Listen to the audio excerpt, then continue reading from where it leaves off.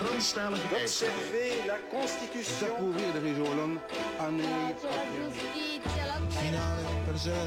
Огромное спасибо.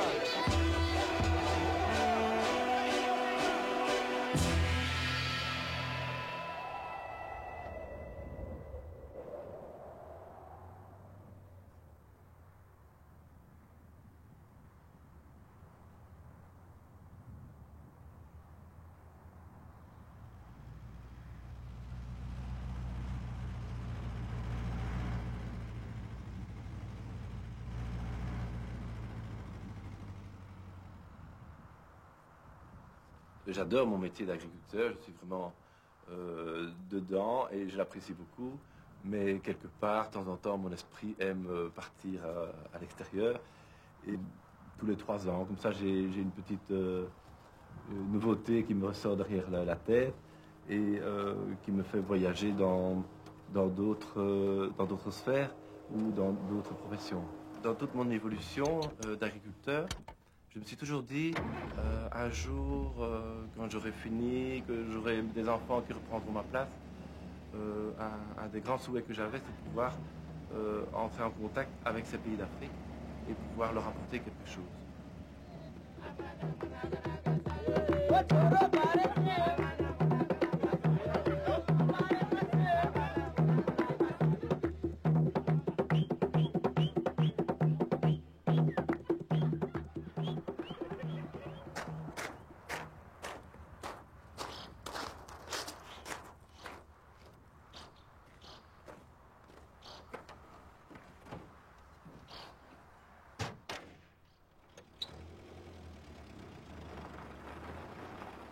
Donc le projet, en fait, c'était de remettre en route une ferme qui était cultivée par les Pères Blancs au Burundi. Cette ferme était complètement abandonnée, il n'y avait plus rien, plus de culture, plus de prairies, plus de bétail. Donc pour la mettre en route, il fallait au départ réintroduire du bétail. Donc la première opération à faire, c'était de trouver du bon bétail. Et quelque part, on avait choisi le bétail Holstein Frison, qui était un bétail qui était déjà habitué dans certaines hauteurs du Zimbabwe, sur les hauts plateaux. Et comme le Burundi est aussi situé sur un haut plateau, il n'y avait pas beaucoup de différence de climat.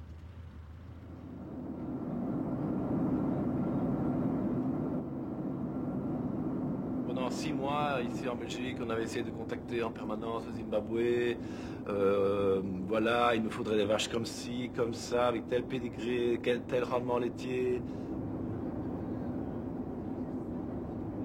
On arrive là-bas au Zimbabwe en se disant parfait, tout est réglé, on va venir chercher nos petites vaches, tout va bien se passer.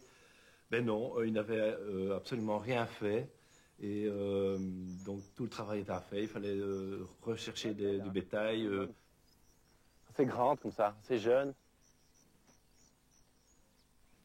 j'aime bien les noirs. C'est sentimental. Ça c'est vraiment le modèle type que j'apprécie beaucoup. C'est les couleurs, la présentation, le modèle. Bonne petite vache.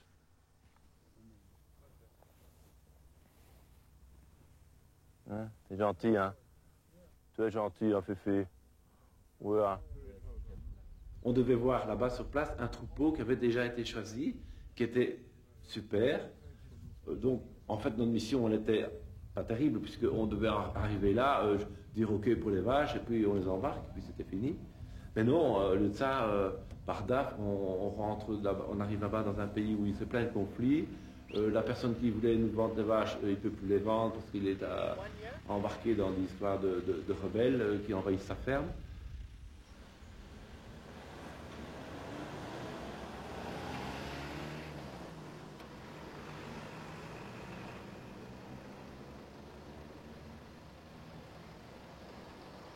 That I went there yesterday to see what the problem was, to see the cattle all okay.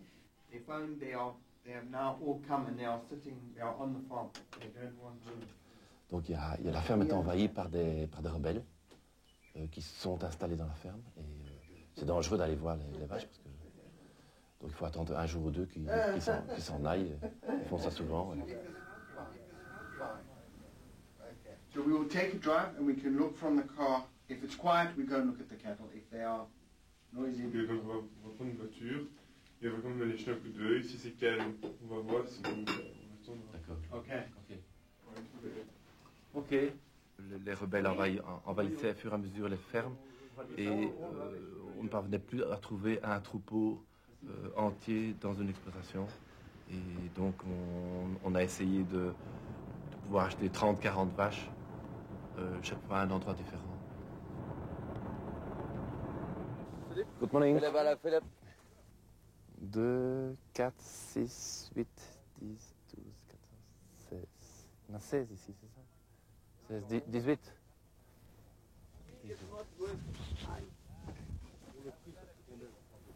C'est ça qu'il faudrait pouvoir un peu négocier. Hein.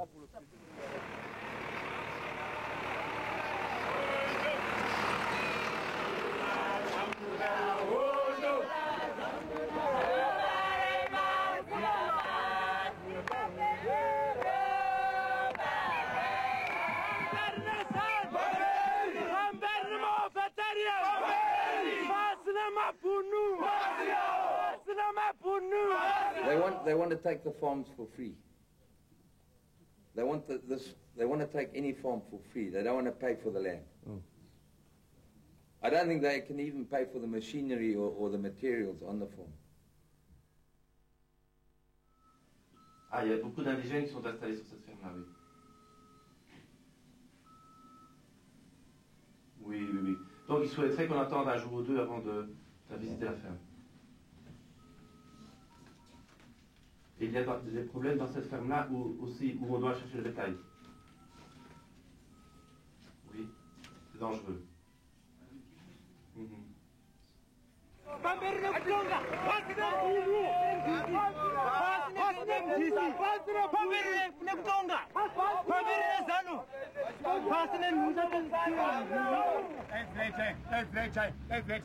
Combine all movements.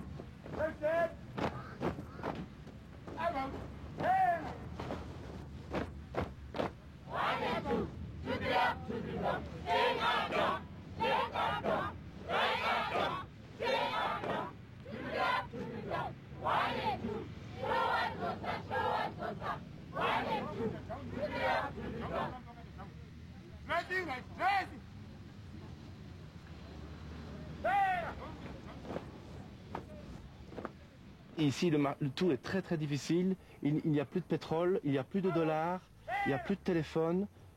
Tout va très mal. Le pays est presque en guerre. Et il souhaiterait attendre 15 jours, 3 semaines pour voir si c'est possible de encore faire le marché. Voilà. Alors j'ai été assez ferme avec Patrick. Je lui ai dit, écoute, si lundi matin on n'a pas d'accord, à ce moment-là, je retourne, mais le marché risque de tomber à l'eau. Je ne me suis pas rendu compte de l'importance et la gravité de ce qu'on me demandait. Parce que, bon, je dois gérer à peu près quand même une somme de 5 millions pour un évêché qui n'a pas beaucoup de moyens. Et 5 millions pour eux, ce sont leurs économies de peut-être 10 ans. Donc chaque chose est très importante. Et donc c'est une mission qui doit aboutir et doit arriver à quelque chose. Ah. Ok, voilà. Celle-là, elle a un œil blanc, tu vois. Elle a été piquée par une mouche. Elle a tout l'œil... elle est aveugle, quoi. Oui, mais ça arrive souvent. Hein. Ah, il y a une toute petite, là. Un petit veau. It's not good, hein. Si tu surveilles la petite. Là, celle-là, je n'aime pas. No, it's not good. J'aime pas cette bête-là. Non. Bon, il ne faut pas que les autres partent tout. On va essayer de la voir. Viens Thierry, on va essayer de l'attraper. Oui. Il coupe là en deux. Plonge. Hello. Out.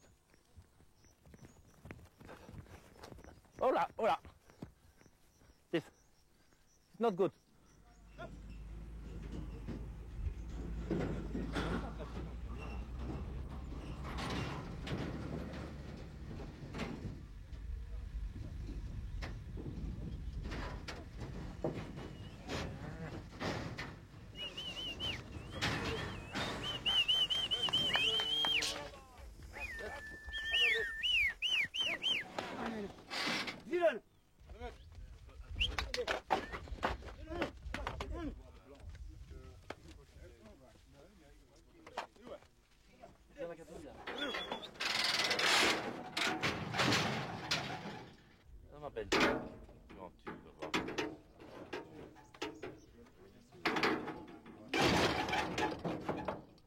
sont vaccinés contre la télariose.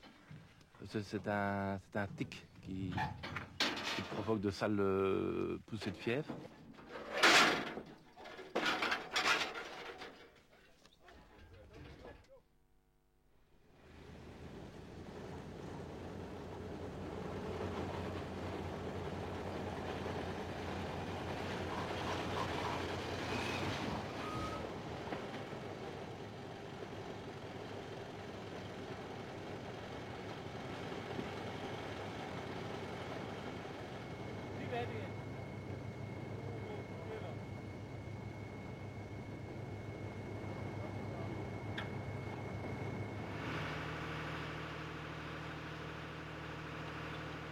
L'embarquement a été fabuleux parce que d'abord je pensais jamais que ces vaches pourraient tenir dans une espèce de petite palette avec des planches à 1m20, 1m30 de haut.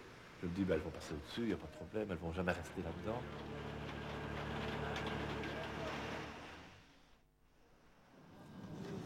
Notre départ était prévu à 4h du matin et à 9h on était toujours sur place. Donc on essayait de contacter le Burundi par téléphone. Impossible d'avoir la communication. On n'a jamais pu les prévenir qu'on allait arriver 5 heures plus tard. Cet avion était en fait un avion du Libéria. Ce sont des avions qui sont recyclés là-bas en Afrique, mais ils n'ont plus d'autorisation de vol ici dans notre pays. On avait très très peur au début. On a un peu ausculté la carlingue pour voir si les tôles tenaient encore à gauche et à droite. Mais par contre, on a eu le pilote qui est venu nous trouver. Il nous a dit, écoutez, vous ne tracassez pas. Cet avion est peut-être une vieille poubelle, mais on lui a mis un nouveau moteur. Il n'y a pas de problème, il passe partout.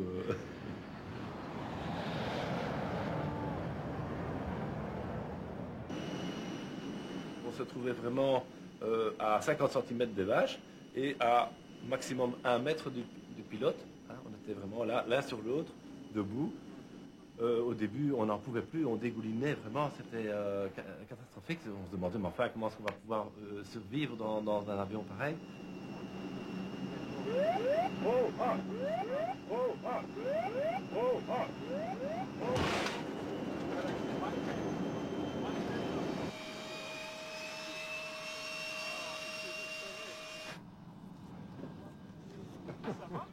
Ça va bien, on a un bon pilote. Comment dites-vous? J'ai essayé de téléphoner toutes les 10 minutes, depuis 4 heures du matin. Impossible d'avoir Bujumbura. Si on pouvait déjà décharger les vaches, ce serait bien. Et ne vous plaignez pas parce que vous attendez depuis 6 heures. Bah oui. Il faudrait que les camions viennent de suite et donner à boire peut-être. Il faudrait pouvoir donner à boire aux vaches. Arrivé à Bujumbura, c'est le temps qu'on puisse rameuter les troupes qui étaient plutôt dispersées. L'embarquement a été heureusement très très rapide. Moi, dans mes prévisions, je pensais quand même perdre 20-25% des bétails. D'autres personnes me parlaient de 50%. Or, on n'a même pas eu une.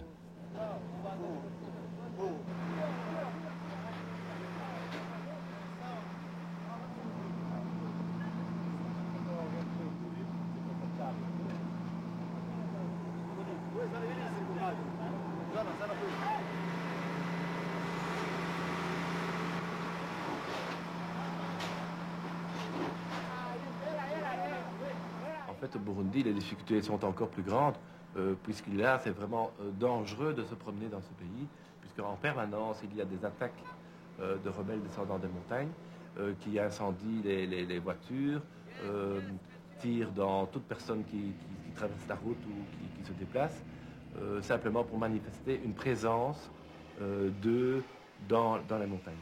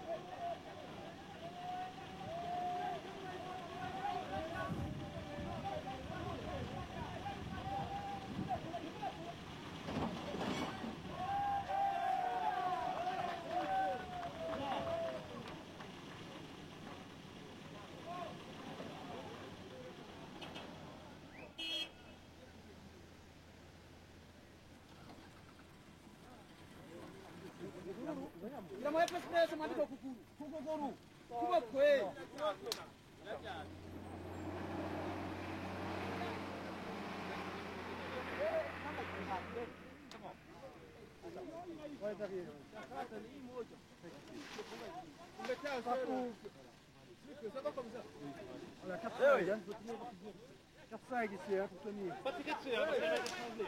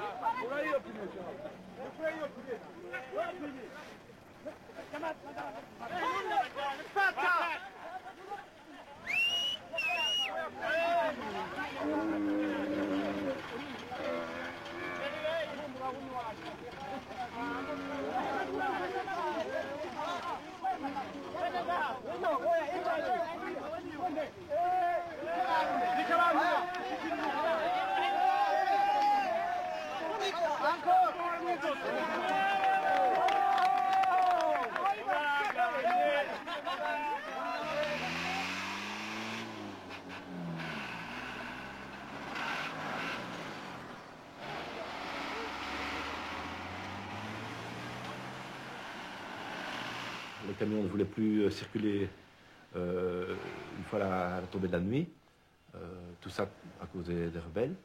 Donc on a dû vraiment aller trouver chaque chauffeur leur disant absolument il faut continuer, on ne peut pas rester là avec des camions avec du bétail dedans, reprenez la route, on vous protège, les militaires sont là, on vous donnera à manger dès qu'on arrive à la ferme.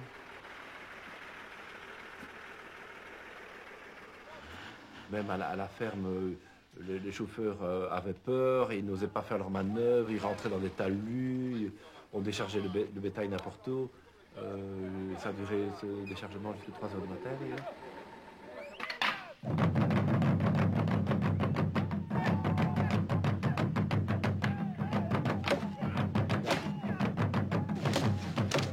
Pour eux, c'était une fête extraordinaire parce que c'est un peu comme en Inde. La vache, pour eux, représente tout. Et sans vache, il n'y a pas de vie. Cet avion qui arrive du ciel, c'est quelque chose de fantastique. C'est un peu comme... C'est le bon Dieu qui arrive avec du bétail. C'est vraiment extraordinaire. Toute la vie là-bas est basée sur la vache. Tout ce bétail zébu qu'ils ont, c'est vraiment pour dire qu'ils ont des vaches. Elles ne produisent plus de lait et elles sont maigres. Mais la tradition fait qu'elles doivent être là. Et un des signes les plus frappants, c'est que pour eux, la qualité d'une bonne vache, c'est d'avoir des grandes cornes. Au plus les cornes sont grandes, au plus c'est une vache extra. Évidemment, quand on arrive avec ces frisonnes là chez eux et que ces pauvres vaches n'ont pas de cornes, ils se demandent quoi, hein? Ce sont des bêtes assez rustiques. Allez voir, hier, quand on les a déchargés, désembarqués et embarqués sur Kiriama, moi j'ai été vraiment surpris parce que c'était pour la première fois pour moi que je vois que des bêtes qui sortent directement de l'avion, embarquées sur les camions et arrivées à l'intérieur de ce pays, particulièrement à Kiriama où il fait une altitude de 1800 mètres, c'est un peu frais, froid. Directement, ils arrivent sur le pâturage et les broutent sans problème. Moi, je les ai aimés personnellement. On va pouvoir contribuer à l'équilibre du niveau alimentaire, contribuer aussi à la lutte contre la pauvreté et contre la faim. Nous allons prendre d'accord comment dire pour que nous allons vivre les enfants. Ah oui, oui. Même le fromage. Ah oui, même le quoi, même de soie, même les enfants, c'est qui manque. Puisque ce que je suis en train de demander. Voilà, je suis en train de vous demander à partir des paysannes.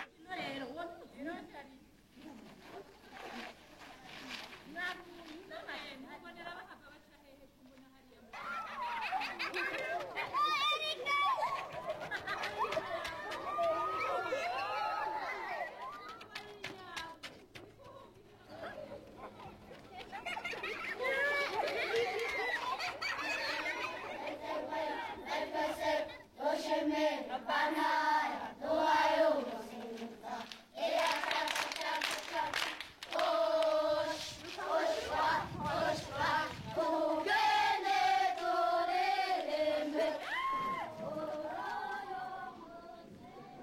Alors ces vaches, on les a mis dans un avion et elles ont atterri à Bujumbura. Une chose qui m'a fort frappé, c'est à quel point les enfants qui vont à l'école ont envie d'apprendre. Ils sont à l'écoute de tout, ils sont à l'extase de tout. La seule chose qu'ils veulent, c'est apprendre, apprendre. Ils n'entendent pas une mouche qui vole dans les classes. Alors chez nous, en Belgique, on a une race qu'il n'y a nulle part. Ça s'appelle le bleu blanc belge. Et c'est une vache qui a des fesses comme ça. C'est formidable. Un ventre comme ça, un cou comme ça. Et c'est plein de viande. Elle ne sait faire que de la viande, pas de lait.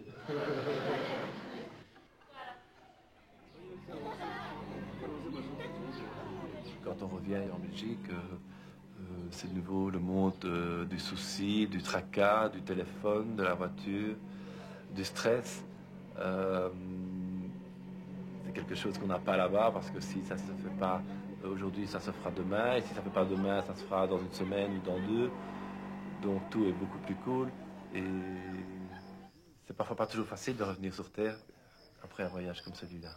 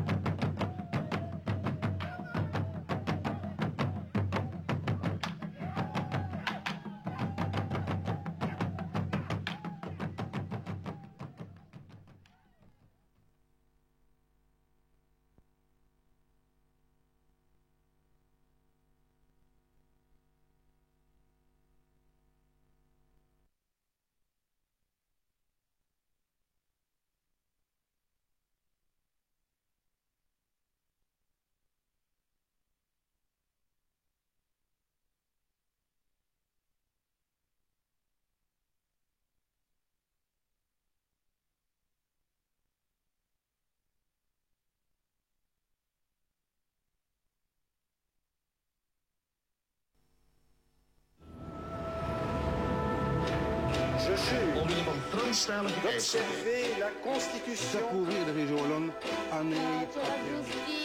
Finale, perseveranza. Огромное спасибо!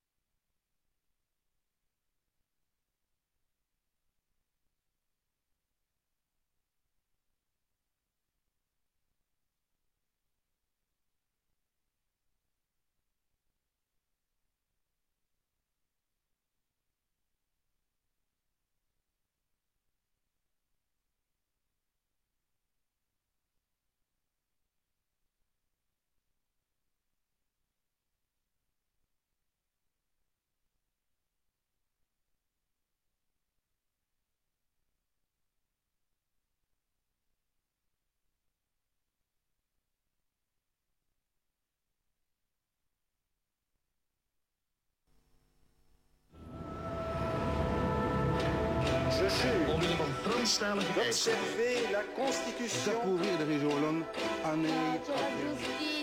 Finale, perseveranza. Огромное спасибо.